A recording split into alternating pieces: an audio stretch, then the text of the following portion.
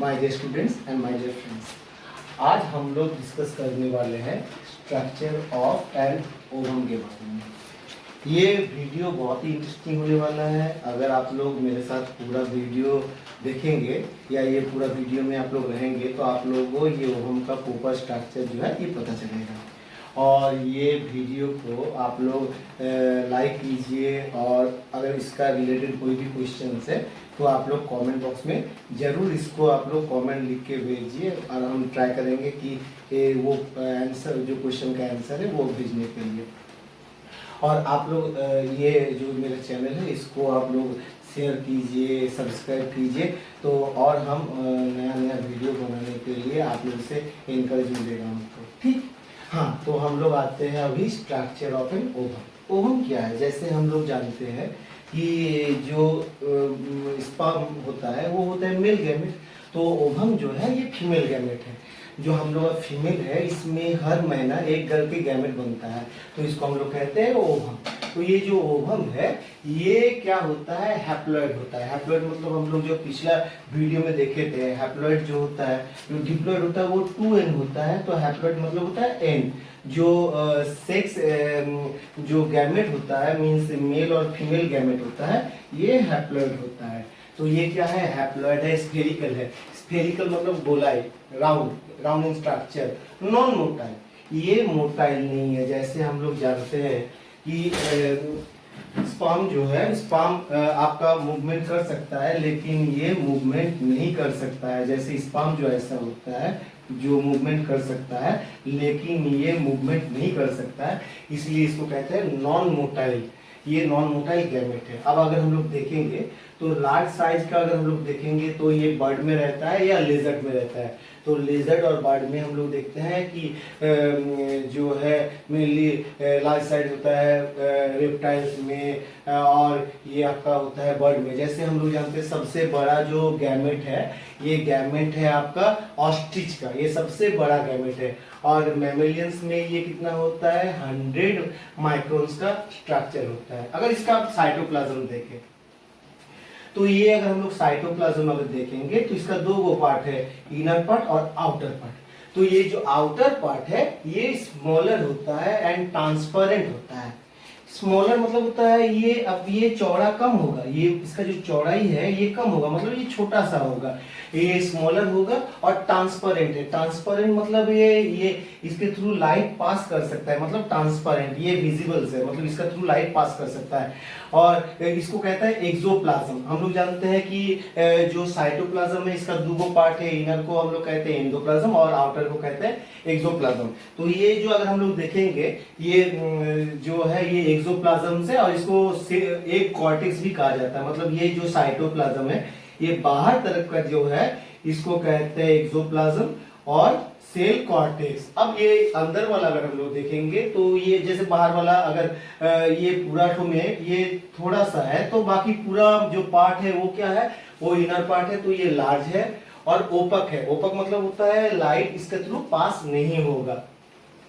और इसको हम लोग कहते हैं एंडोप्लाज्म। जैसे इसको एक्सोप्लाज्म कहते हैं, ओके, तो इसको एंडोप्लाज्म कहेंगे। अब ये क्या है? ये है, इसका और एक नाम है ऊप्लाज्म भी कहा जाता है। तो ओवम का है साइटोप्लाज्म, इसलिए इसका और एक नाम क्या है? ऊप्लाज्म।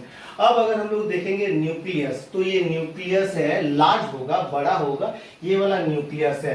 और ब्लॉटेड है और न्यूक्लियोप्लाज्म इसमें रहता है। न्यूक्लियोप्लाज्म मतलब होता है न्यूक्लियस का, जैसे साइटोप्लाज्म होता है सेल का, ऐसे न्यूक्लियस का भी तो विस्कस जेली लाइक सब्सटेंस रहता है यहाँ, तो उसको कहते हैं न्यूक्लियोप्लाज्म। ये हम लोग देख सकेंगे। और ये इसको क्या कहता है? जर्मिनल वेसिकल्स कहते हैं। तो ये जो मतलब ये सेल तो इसको क्या कहेंगे? Germinal vesicles.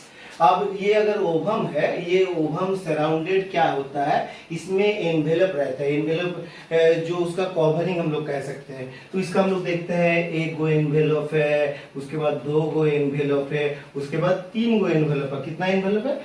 एक एनवेलप, उसके बाद ये वाला है दो गो एनवेलप, और ये जो बाकी जो लास्ट वाला पोर्शन से ये तीन गो एनवेलप है।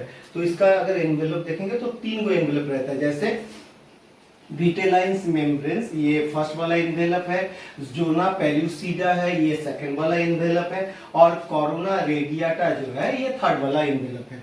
तो ये अगर अंदर से देखेंगे तो विटेलाइंस जो मेम्ब्रेन्स है ये वाला है, तो ये वाला को हम लोग कहते हैं विटेलाइन मेम्ब्रेन। उसके बाद ये वाला जो पोर्शन है इसको क्या कहेंगे, जोना पेल्यूसिडा।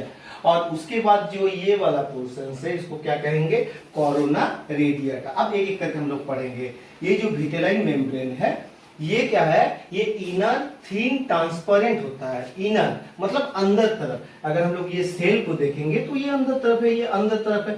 तो ये उसका बाहर वाला है, उसका एकदम बाहर वाला है, तो अंदर तरफ ये है। तो इनर थिन, थिन मतलब होता है पतला, तो थिन है, ट्रांसपेरेंट है। फिर भी ये ट्रांसपेरेंट है मतलब इसका through light can pass, transparent है। And secreted by ovum itself, that means ये ओवम खुद ही इसको बनाता है। अगर उसका बाद वाला देखेंगे तो जोना पेल्यूसिडा जो है ये क्या है, ये मिडिल लेयर है। हम लोग बोले कि ये वाला फर्स्ट लेयर है, तो सेकंड वाला लेयर है, और ये थर्ड वाला लेयर है, तो ये कौन वाला लेयर है, ये मिडिल लेयर है।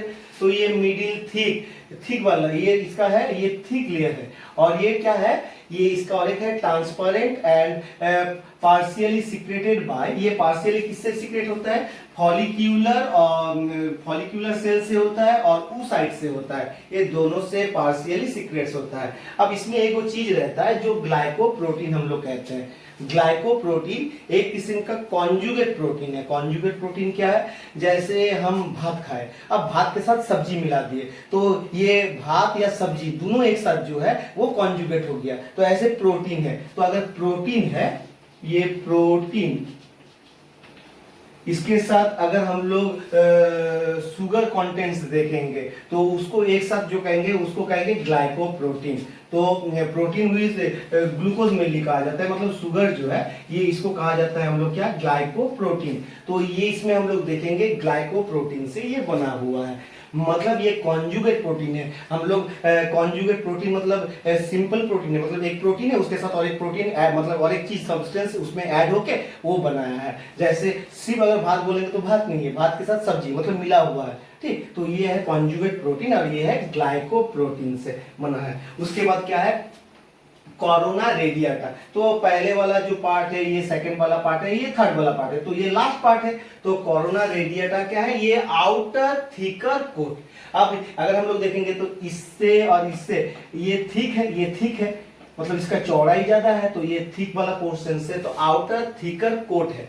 कोट मतलब कवर है, तो कोट है। और ये कहां से, रेडिकली एलोंगेटेड फॉलिक्यूलर सेल से बना। ये सब सेल है, ये सब जो है ये एक एक करके सेल है, और ये सेल एक साथ जुड़ा हुआ है किस चीज से, ये हुआ है। तो ये हेल्यूरोनिक एसिड जो है ये क्या किया है, एक दूसरे को जोड़ के रखा है। हेल्यूरोनिक एसिड क्या, अब इसका हेल्यूरोनिक एसिड का क्या फंक्शन है, अगर हम लोग देखेंगे कि जो स्पर्म होता है तो ये स्पर्म जो अगर है, स्पर्म में हम लोग देखेंगे कि ये वाला यहाँ एक्रोजोम रहता है। तो ये एक्रोजोम में हेल्यूरोनाइडेज बोल के, ये हेल्यूरोनाइडेज बोल के ये क्या होता है, एंजाइम रहता है। अब ये हेल्यूरोनाइडेज क्या होता है, ये जो हेल्यूरोनिक एसिड है ये हेल्यूरोनिक एसिड को रप्चर करने के लिए रिस्पॉन्सिबल है, और ये तब आता है अंदर। और अगर ये मतलब ये हेल्यूरोनाइडेज अगर नहीं रहेगा तो ये हेल्यूरोनिक एसिड को नहीं रप्चर कर सकेगा। अब क्वेश्चन आ सकता है कि ये हेल्यूरोनिक एसिड, हम लोग माइंड में तो आ ही सकता है कि ये हेल्यूरोनिक एसिड क्यों है। ये इम्प्लांटेशन जब होता है कि इधर उधर ना हो जाए, प्रॉपरली इम्प्लांटेशन हो, इसीलिए मतलब इसको प्रोटेक्शन देता है। ये हेल्यूरोनिक एसिड जो है इसको प्रोटेक्शन देता है। और कौन इसको मतलब लाइसिस करता है, ये जो आप लोग हम लोग जो देखते हैं कि स्पर्म जो है, स्पर्म में जो ये हेड है इसमें एक्रोसोम है, तो इसमें हेल्यूरोनाइडेज बोल के एक एंजाइम्स रहता है जो उसको कहता है, उसको लाइसिस करता है। तो उसके बाद ये जो है हम लोग ये अंदर तक आ सकता है। अब इसमें क्या होता है, इसमें एक चीज को हम लोग को याद रखना होगा कि इसमें एक यॉक जो है यॉक नहीं रहता है और सेंट्रियोल्स नहीं रहता है। तो ये बिना एक मतलब बिना यॉक वाला जो सेल होता है, मतलब ये न्यूक्लियस जो है ये वाला पूरा को इसको कहते हैं माइक्रोलेसिथल। तो ये माइक्रोलेसिथल क्या है, मतलब इसमें क्या है कि यॉक नहीं है, बिना यॉक वाला है, तो माइक्रोलेसिथल इसका और एक नाम है। अब अगर हम लोग ये वाला पूरा अगर स्ट्रक्चरली फॉर्मेशन देखेंगे तो ये वाला जो है, ये है हम लोग का क्या, न्यूक्लियस, और ये वाला है साइटोप्लाज्म। एक बात हम लोग याद रखना होगा कि ये जो साइटोप्लाज्म है, जो बच्चा होता है तो उसमें जो साइटोप्लाज्म जाता है, मतलब जायगोट में जो साइटोप्लाज्म आता है तो वो साइटोप्लाज्म मम्मी से आता है, मतलब ये जो ओवम है उसका साइटोप्लाज्म है, क्योंकि स्पर्म का साइटोप्लाज्म इसमें कोई रिस्पॉन्सिबल नहीं है, क्योंकि ये यहाँ से सिर्फ हम लोग का जो जेनेटिक मटेरियल है ये अंदर आता है। उसके बाद ये वाला जो है साइटोप्लाज्म है, इसको ओप्लाज्म भी कहा जाता है। उसके बाद वेक्टरलाइन से जो मेम्ब्रेन से ये वाला लेयर है, और उसके बाद ये जोना पेल्यूसा ये वाला है, और ये दोनों का बीच में एक स्पेस रहता है। ये पेरी वेक्टरलाइन जो है ये स्पेस है। तो ये स्पेस में एक चीज हम लोग देखेंगे, इसमें पोलर बॉडी रहता है। तो ये पोलर बॉडी कहाँ रहेगा, पेरी वेक्टरलाइन जो स्पेस है इसमें हम लोग देख सकेंगे। और उसके बाद वाला जो है वो कोरोना रेडिएटा है। अब ये जो जिधर पोलर बॉडी रहता है इसको हम लोग कहते हैं एनिमल्स पोल और एम्ब्रायोनिक पोल कहा जाता है। मतलब ये साइड को हम लोग कहेंगे एनिमल्स पोल और एम्ब्रायोनिक पोल, और इसका जस्ट ऑपोजिट, तो इसका ऑपोजिट ये वाला है, तो इसको हम लोग क्या कहेंगे, इसको वेस्टिजियल्स पोल, वेजिटल पोल कहा जाता है, और इसको कहता है एम्ब्रायोनिक पोल कहा जाता है। तो ये जो है ये हो गया आपका एम्ब्रायोनिक पोल, और ये हो गया आपका वेजिटल्स पोल और एम्ब्रायोनिक पोल। तो ये जो पूरा है ये आपका स्ट्रक्चर है। फिर से एक बार अगर देखेंगे तो ये है न्यूक्लियस, ये है साइटोप्लाज्म, उसके बाद है वेक्टरलाइन मेम्ब्रेन है, उसके बाद जो है स्पेस रहेगा, वो स्पेस का नाम है पेरीवेक्टरलाइन से स्पेस है, और इसमें क्या रहेगा, पोलर बॉडी रहेगा। उसके ऊपर में अगर हम लोग देखेंगे तो जोना पेल्यूसिडा है, और उसके ऊपर में अगर हम लोग देखेंगे तो इसमें कोरोना रेडिएटा है, ये सेल से बना हुआ है। और ये सेल किस चीज से बना है,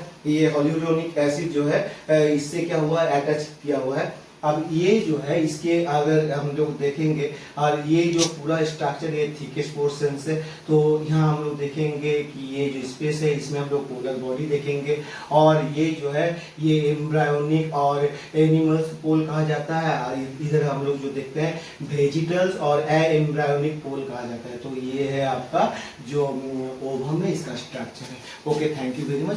नेक्स्ट डे दूसरा क्वेश्चन डिस्कस करेंगे। Thank you.